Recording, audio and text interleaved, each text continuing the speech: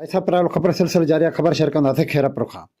खैरपुर भरिसां ॻोठ वारस गंभीर में सैयद ॾाॾा शाह जिलानी क्रिकेट टूर्नामेंट जो सैयद उमेद अली शाह पारां मुंतक़िल कराई वई।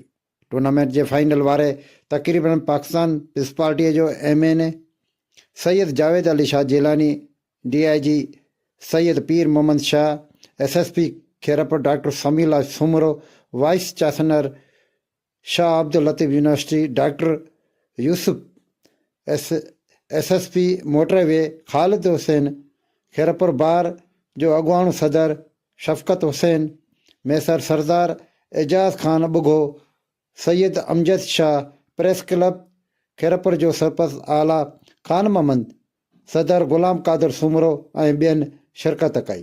टूर्नामेंट जे फाइनल में टाइगर टीम ऐं स्टार टीम विच में फाइनल मुक़ाबिलो थी वियो, जंहिं दौरान टाइगर टीम मुक़ररु ओवरनि में 175 रन्सुनि जो ठाहे मुक़ाबले में स्टार टीम खे 124 रन्सूं